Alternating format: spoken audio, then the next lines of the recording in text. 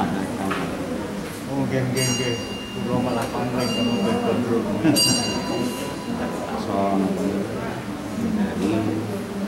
Dari pun pakar. Kira Bapak.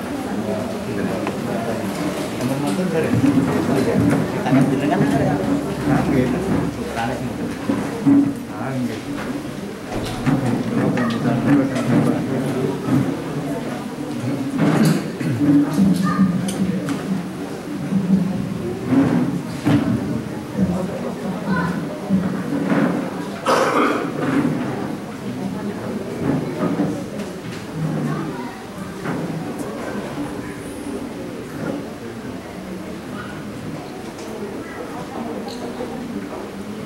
Jemaat yang dikasih oleh Tuhan, mari kita mulai kebaktian Jumat Agung hari ini dengan percaya bahwa pertolongan kita adalah dalam nama Tuhan yang menciptakan langit dan bumi dan yang tidak meninggalkan pekerjaan tangannya dan yang menggenapi janjinya kekal selama-lamanya. Terimalah salam, kasih karunia dan damai sejahtera dari Allah Bapa kita dan Tuhan kita Yesus Kristus turunlah atas jemaat sekalian. Amin. Jemaat bersama.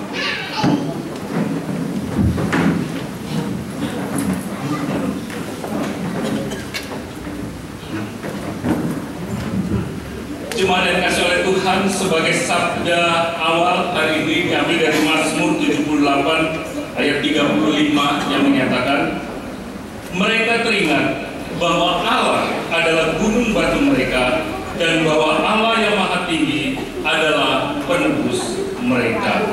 Mari bersama kita memuji Tuhan dari Kidung Jemaat nomor 10 bait yang pertama dan yang kedua.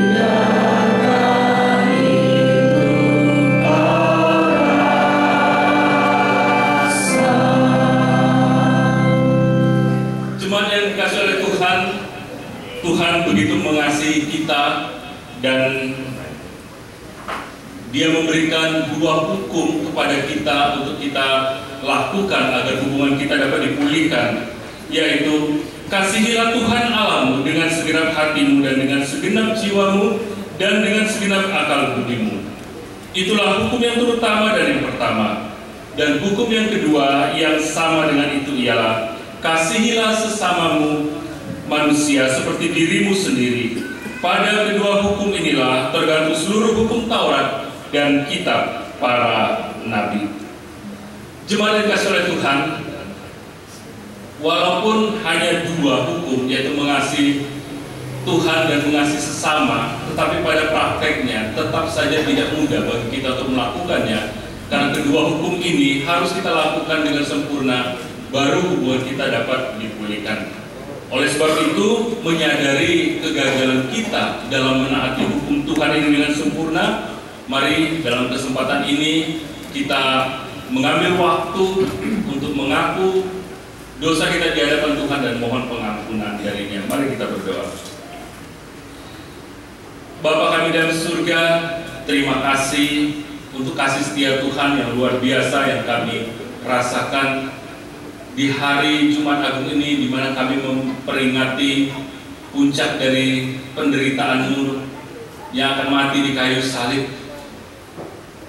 Itu suatu pengorbanan yang luar biasa demi pengampunan yang Engkau berikan pada kami, demi memulihkan hubungan kami dengan Engkau. Terima kasih Bapa dari surga. Namun kami sadar bahwa dalam kehidupan kami seringkali kami gagal untuk hidup sesuai dengan apa yang Tuhan inginkan.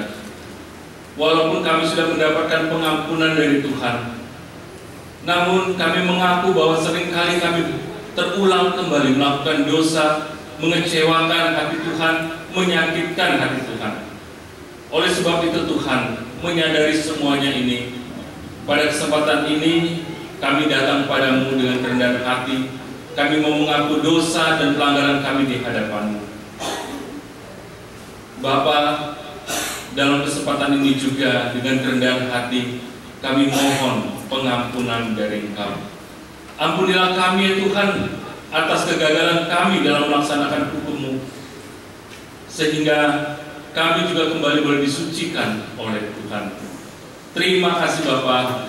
Terima kasih untuk anugerah pengampunan yang kami yakin dan percaya tetap Engkau sediakan bagi setiap orang yang sungguh-sungguh mau datang mengaku dosanya dan mohon pengampunan dari Tuhan.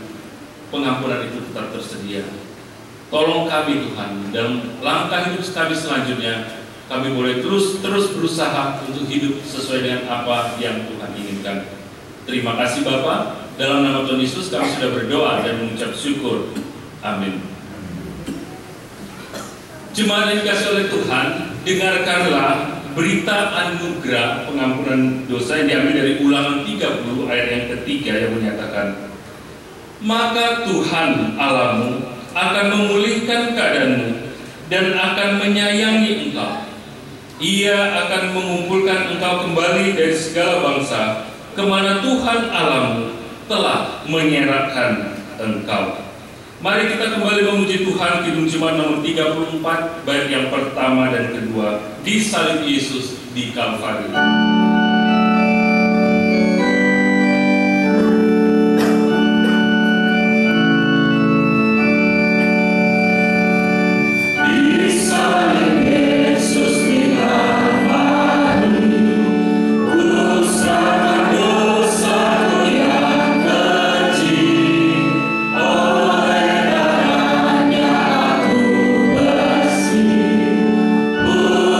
Puji namanya.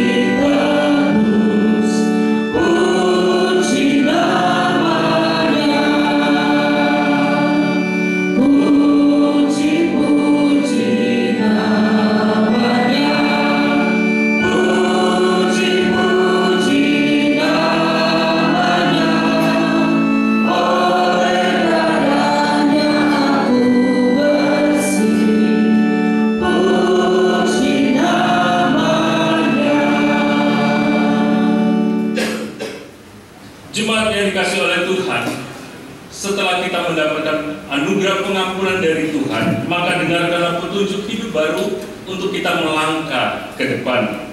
Yang diambil dari surat 1 Yohanes pasal yang pertama ayat yang ke-6 yang menyatakan, jika kita katakan bahwa kita beroleh persekutuan dengan Dia, namun kita hidup di dalam kegelapan, kita berdusta dan kita tidak melakukan kebenaran.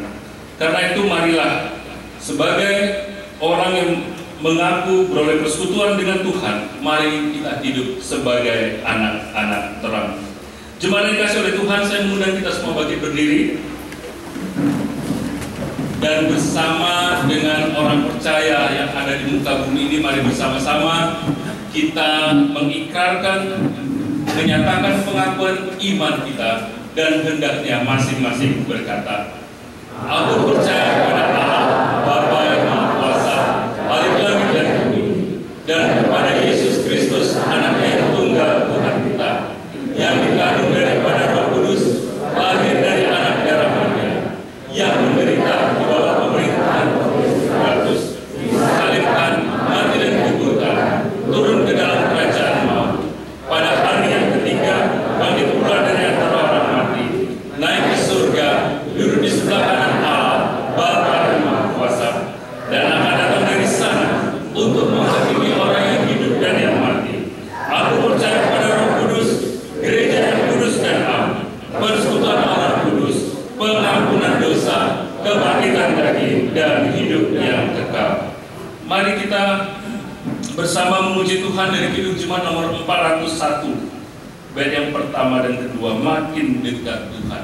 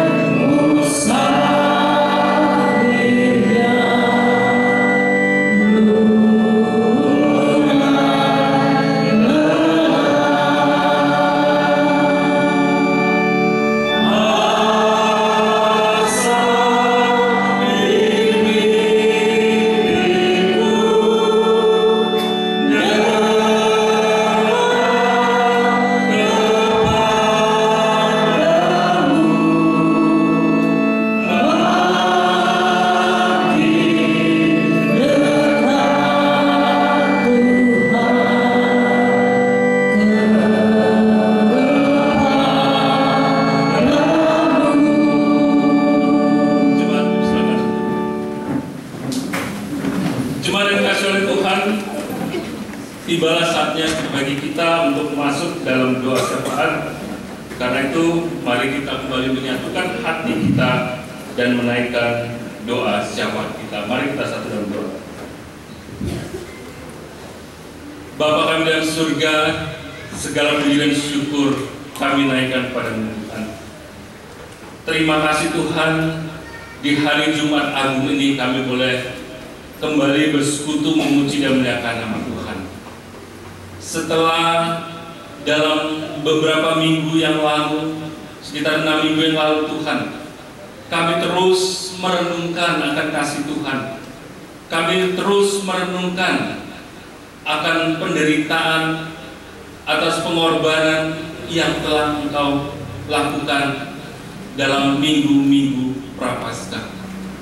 Sehingga pada saat ini Tuhan, yang merupakan puncak karya penyelamatanmu hingga Engkau mati di kayu salib ini, kami boleh melihat Tuhan bahwa betapa besarnya pengorbanan yang Engkau sudah lakukan bagi kami. Karena itu Tuhan, tolong kami di dalam kami melangkah ke depan, kami boleh terus mengingat akan kasih Tuhan yang begitu besar ini, sehingga kehidupan kami boleh terus menjadi berkat bagi orang-orang dimanapun di sekitar kami berada. Terima kasih Bapa dalam surga, pada kesempatan ini Tuhan, di hari Jumat Agung ini juga kami tetap berdoa untuk saudara-saudara kami yang Tuhan izinkan mengalami bencana alam.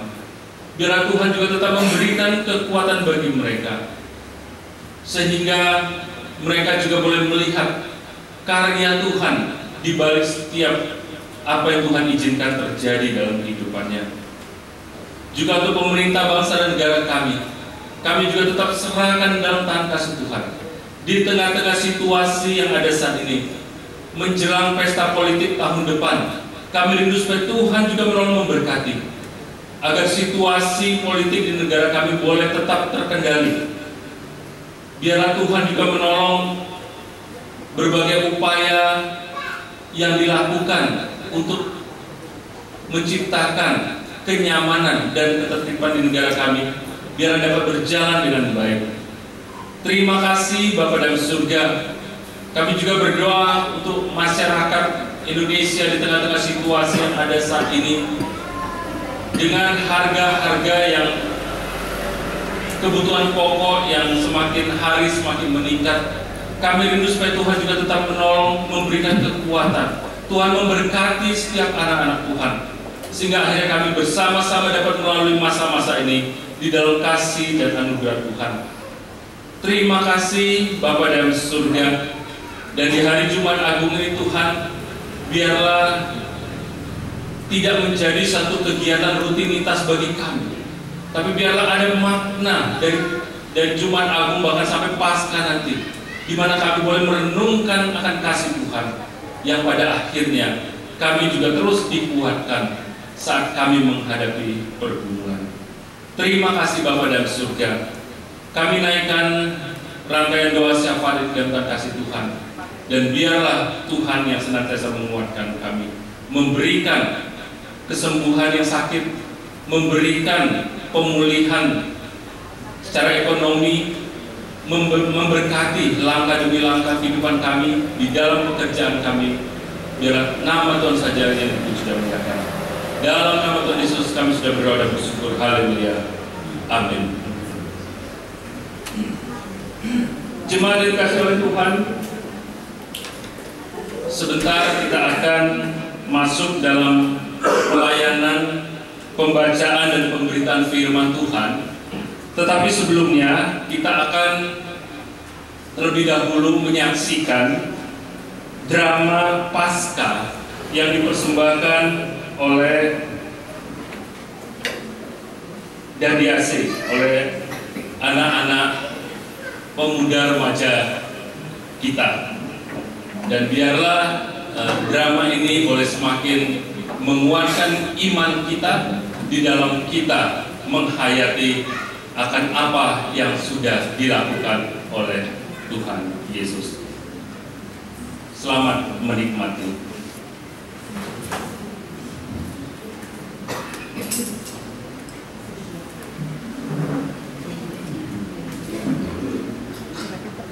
Kemudian pergilah salah seorang murid Yesus untuk menemui imam kepala. Yudas Iskariot namanya.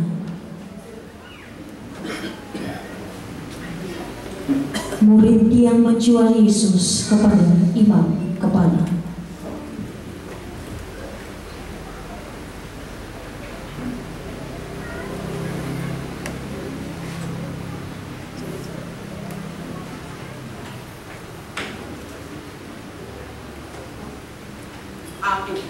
Aku adalah murid Yesus. Aku akan menjual Yesus kepadamu, tapi apa yang akan aku dapatkan jika aku menjual kepadamu? Baik, apa akan saya lakukan?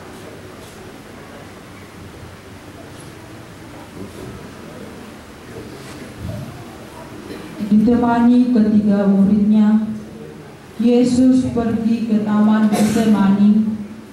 Yesus menyuruh ketiga muridnya untuk beristirahat, sedang ia pergi untuk berdoa.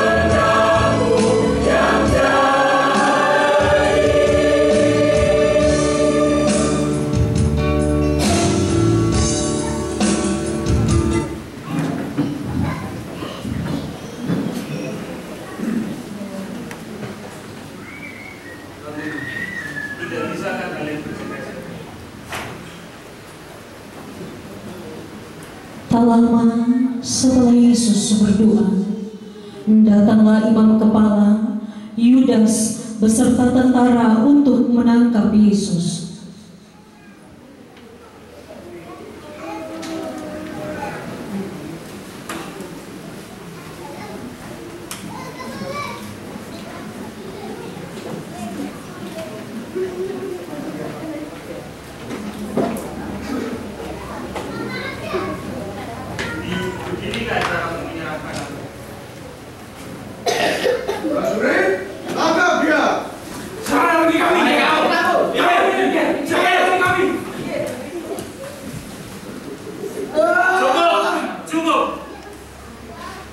Sarungkan kembali pedangnya.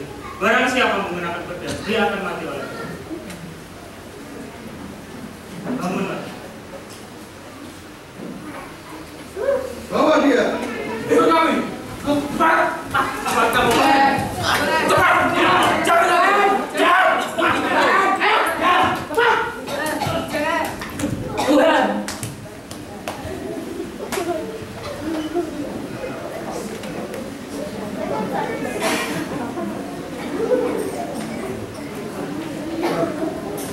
Seperti yang dikatakan oleh Yesus bahwa Petrus akan menyangkal Yesus sebanyak 3 kali sebelum ayam berkokok.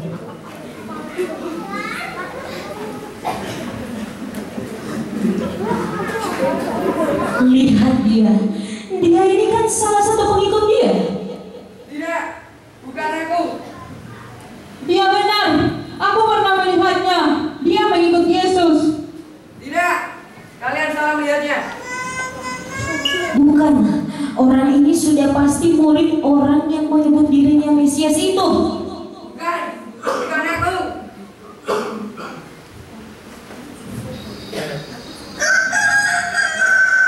Pada saat ayam berkokok, dan larilah Petrus dengan penuh ketakutan dan penyesalan, sebab apa yang dikatakan Yesus menjadi sebuah kenyataan.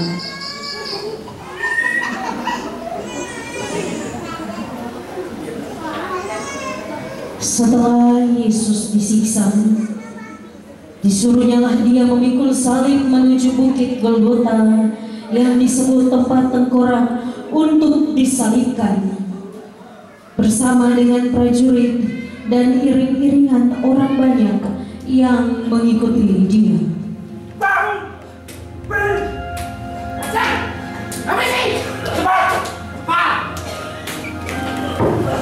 Jangan jatuh. Berdiri. Cepat. Cepat. Kamu bantu dia. Angkat. Cepat.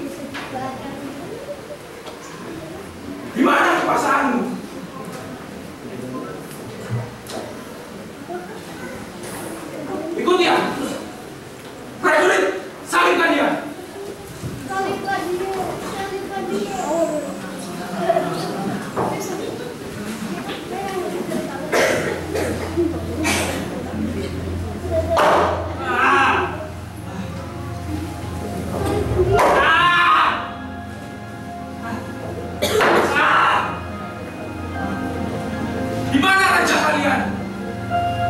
Di mana? Tunjukkan padaku. Bahkan untuk menyelamatkan dirinya saja dia tidak bisa. Kenapa kalian sembah?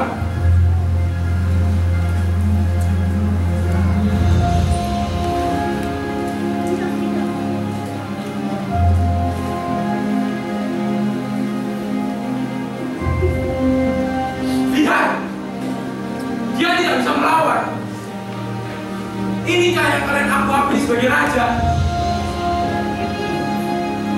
Angkat dia.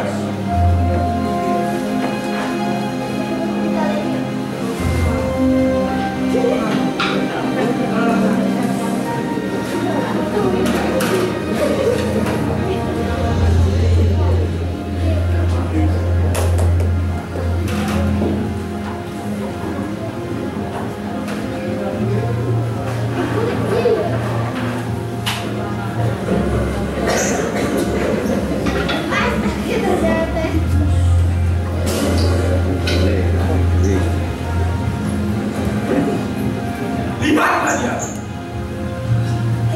Seorang raja seharusnya bisa melawan saya. Kamu katanya tidak kuasa. Di mana kuasa? Tunjukkan pada kami. Tunjukkan pada pengikutmu. Ya Bapak. Lihat, Ampunilah mereka ya Bapak. dia panggil-panggil bapaknya. Mereka tidak tahu apa yang mereka berbuat. Di saat-saat seperti ini dia masih sempat memanggil-manggil bapaknya. Bisa apa bapakmu? Menyelamatkanmu. Mana? Kamu jangan mati.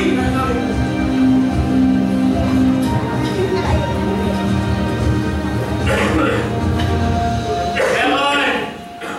Lihat dia. Aman. Dia manggil Nabi Elia. Siapa Nabi Elia? Emang kamu kenal? Sok kenal kamu jadi orang. Aku tahu. Pasti kamu haus kan?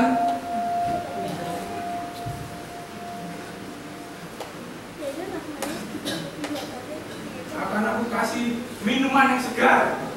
Ini minuman raja. Rasakan. Seorang raja harusnya minumnya anggur. Enak kan? Perih kan? Kamu harus menanggung semua kejahatan. Kamu seorang penipu.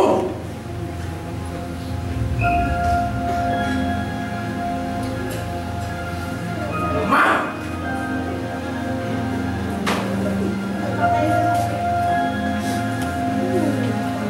Bahkan lawanku saja kamu tidak bisa. Seperti itu kah Raja? Seperti itu kah engkau? Lihat. Ini adalah baju raja. Siapa yang mau? Ambil ini. Kau bisa mengambil ya? Adik.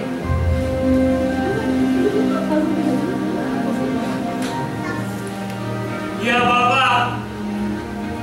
Di dalam tanganku. Serahkan nyawaku.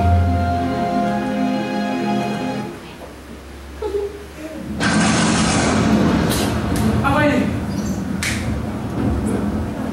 Ada apa ini? Apakah dia mati? Berikan padaku.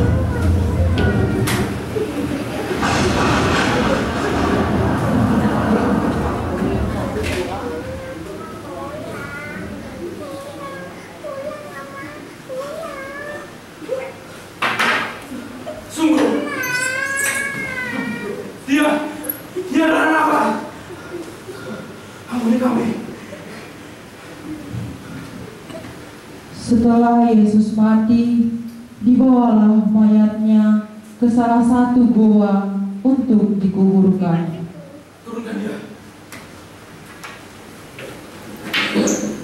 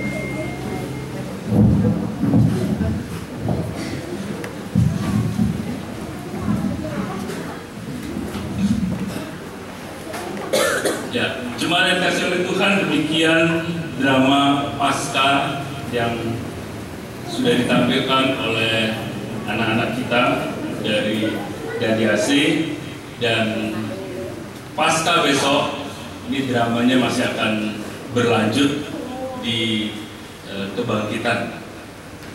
Ya, Bapak Ibu yang dikasih oleh Tuhan, mari kita mempersiapkan firman Tuhan yang akan kita baca dan renungkan dari Yohanes pasal 19. Injil Yohanes pasal 19.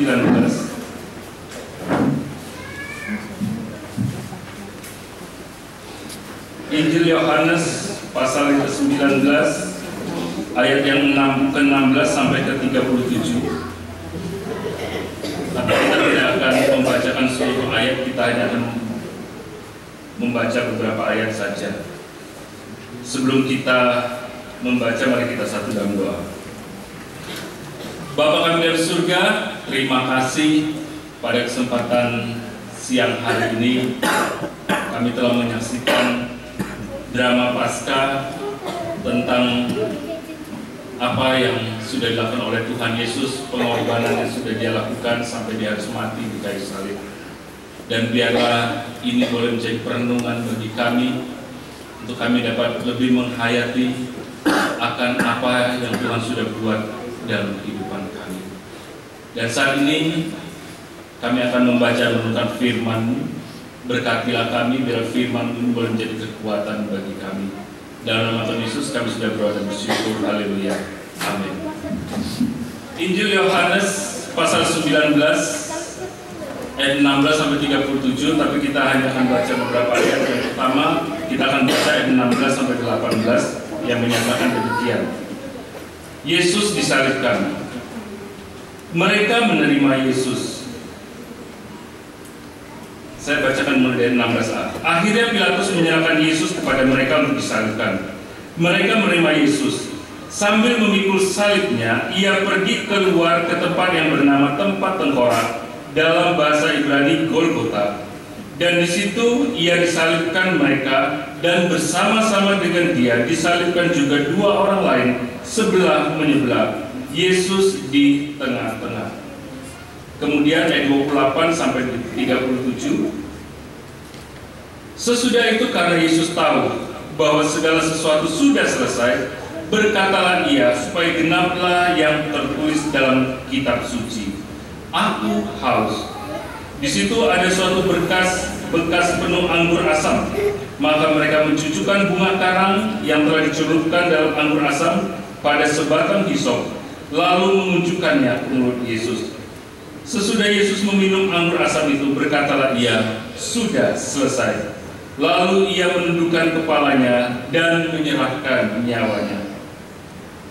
Karena hari itu hari persiapan, dan supaya pada hari Sabat mayat-mayat itu tidak tinggal tergantung pada kayu salib, sebab Sabat itu adalah hari yang besar, maka datanglah orang-orang Yahudi kepada Pilatus dan meminta kepadanya supaya kaki orang-orang itu dipatahkan dan mayat-mayatnya diturunkan. Maka datanglah prajurit-prajurit lalu mematahkan kaki orang yang pertama dan kaki orang yang lain yang disalibkan bersama-sama dengan Yesus. Tetapi ketika mereka sampai kepada Yesus dan melihat bahwa ia telah mati, mereka tidak mematahkan kakinya.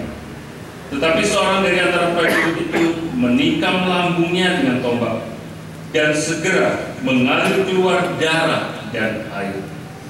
Dan orang yang melihat hal itu sendiri yang memberikan kesaksian ini, dan kesaksian yang benar, dan ia tahu bahwa ia mengatakan kebenaran, supaya kamu juga percaya. Sebab hal itu terjadi supaya genaplah yang tertulis dalam kitab suci, tidak ada tulangnya yang akan dipatahkan. Dan ada pula nas yang mengatakan, mereka akan memandang kepada dia yang telah mereka tikam. Demikian pembacaan firman Tuhan pada hari ini. Yang berbahagia adalah mereka yang membaca, merenungkan, serta memelihara firman Tuhan ini di dalam hatinya. Shalom. Ya, jemaat yang dikasihi oleh Tuhan, apa yang Bapak Ibu rasakan ketika melihat drama tadi? Ya, apakah ada yang merasa sukacita? Ya, tidak. Kita semua merasa kesedihan. Ini adalah drama yang diperankan oleh anak-anak kita. Bagaimana kalau kita bayangkan peristiwa saat Tuhan Yesus benar-benar menderita? Ini mungkin sebagian kecil yang bisa diperagakan dengan waktu yang singkat. Tetapi kalau kita melihat, membaca dalam Alkitab, bahkan mungkin yang pernah melihat The Passion of God film The Passion of Christ, ya, bagaimana Tuhan Yesus itu penderitaan dalam film itu berdurasi sekitar 1 jam lebih, bahkan ada 2 jam itu semua berisi tentang adegan penderitaan Tuhan Yesus, ya, yang dia alami sebagian besar dalam film itu membuat kita bisa membayangkan bagaimana penderitaan pada waktu itu baru sebuah film, apalagi kalau kita menyaksikan langsung pada waktu itu, sehingga kita dapat melihat bahwa pengorbanan Tuhan Yesus itu bukanlah pengorbanan yang biasa, pengorbanan yang begitu besar yang dia sudah buat demi menyelamatkan kita. Bapak Ibu dikasih oleh Tuhan, tema hari ini yang diberikan kepada kita adalah pengorbanan demi kasih dan keutuhan relasi. Yang pertama kita akan lihat pengorbanan Tuhan Yesus. Bapak Ibu yang dikasih oleh Tuhan, kalau kita melihat dalam drama-drama yang sering ditampilkan, dalam khotbah-khotbah yang sering dimunculkan, dan mungkin juga dalam apa yang kita bayangkan tentang penderitaan Yesus, kebanyakan kita berpikir bahwa penderitaan Tuhan Yesus itu hanya secara fisik. Ya, saya beberapa waktu lalu saya bertanya pada anak sekolah minggu, kalian tahu Tuhan Yesus benar-benar tahu bagaimana penderitaannya? Ya, dia dipukulin, ya, dia dicambuk, bahkan dia harus disalibkan. Banyak orang melihat penderitaan Tuhan Yesus itu hanya sebatas penderitaan fisik. Dia rela melakukan itu semua. Bahkan dalam film-film juga ditekankan hal itu.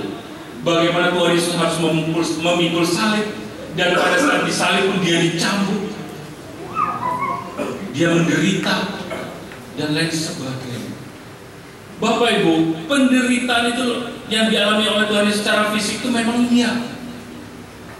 Tetapi ternyata ada satu penderitaan lagi yang begitu berat, dan mungkin itulah penderitaan yang sangat berat, yaitu penderitaan secara psikis. Penderitaan secara psikis itu sangat berat. Bapak Ibu, kalau kita ditinggalkan oleh orang yang kita kasihi, oleh sahabat kita biasanya sedih, berduka. Ya. Nah, kita bisa bayangkan, Tuhan Yesus memiliki sahabat-sahabat. Tuhan Yesus memiliki murid-murid yang selama ini selalu berjalan bersama, melayani bersama, menyaksikan bagaimana pelayanan Tuhan Yesus, bagaimana Tuhan Yesus menyembuhkan banyak orang, bagaimana Tuhan Yesus memberitakan kebenaran. Mereka adalah orang-orang yang selama ini bersama-sama dengan Tuhan. Mereka adalah orang-orang yang dipilih oleh Tuhan secara khusus. Tapi Bapak Ibu, apa yang terjadi pada saat Tuhan Yesus ditangkap? Kemana murid-murid Tuhan Yesus? Dalam Alkitab dijelaskan, murid-murid Tuhan Yesus ketika Tuhan Yesus ditangkap, mereka semua melarikan diri. Mereka takut. Mereka tidak siap jikalau mereka harus menderita seperti Tuhan Yesus, sehingga mereka meninggalkan Tuhan Yesus.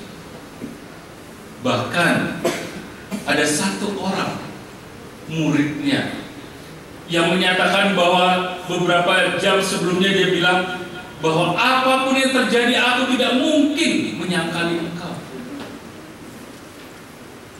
Tetapi apa yang terjadi? Kita lihat ketika ada orang bertanya tanya, orang mengenalinya. Oh, kamu salah satu dari muridnya. Oh, bukan, aku tidak tahu siapa dia. Oh, benar, kamu ini orang yang bersama-sama dia.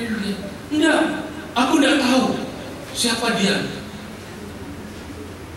Sampai 3 kali dia Petrus.